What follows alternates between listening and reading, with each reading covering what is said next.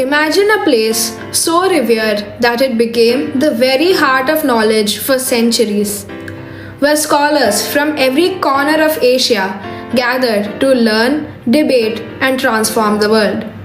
This wasn't just a library, it was a sanctuary of wisdom, a cradle of ideas that sparked revolutions in science, philosophy, and arts. Today, we journey back to the legendary Library of Nalanda, a beacon of enlightenment that once shaped civilizations until its flame was extinguished in tragedy. Hi, I am Ashish and welcome to my podcast, Series with Ashish.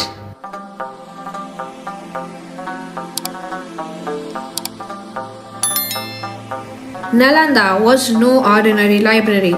Founded in the 5th century AD in ancient India, it was part of the Great Nalanda University, the first residential university in the world, stretching across 14 hectares with grand buildings, lush gardens, and massive lecture halls.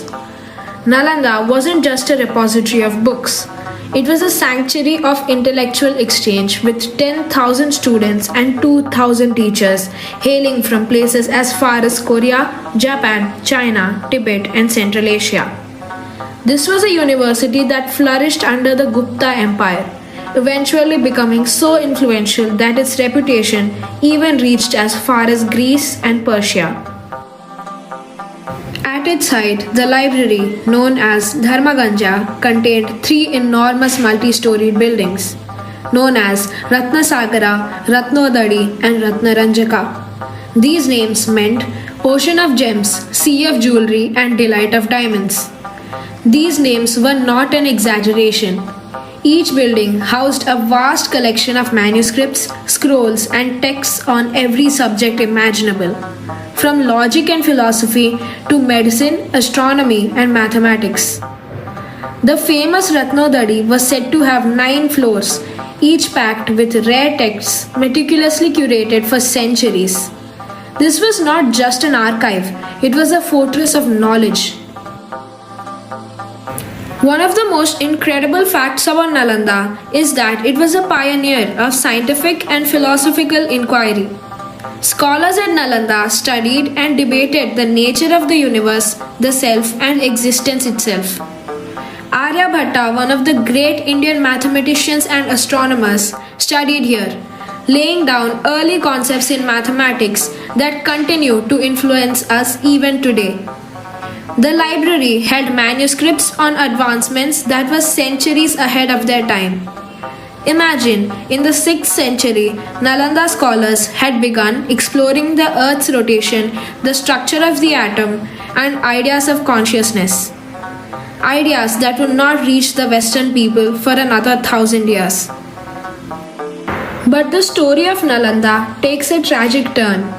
In the 12th century, the university faced its doom when the library was set on fire by an invading army led by Bakhtiyar Khilji.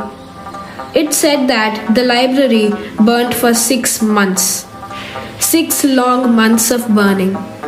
So massive was the collection of priceless knowledge, rare manuscripts, and ancient texts that they destroyed, turning a millennium's worth of knowledge into ashes. The burning of Nalanda was not just the destruction of a library. It was the end of an era of enlightenment.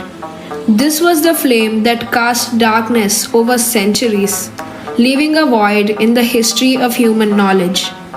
Imagine if that wisdom had survived, how far would we have advanced today?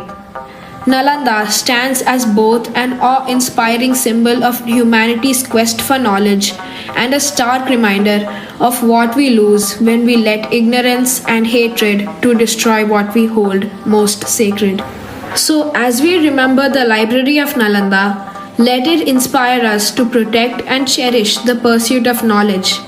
Let its spirit live in each of our souls, in every book we read and every idea we dare to dream.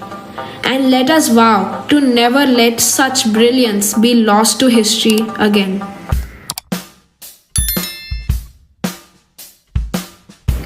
This was it for today's episode. Meet you next time with another interesting narrative.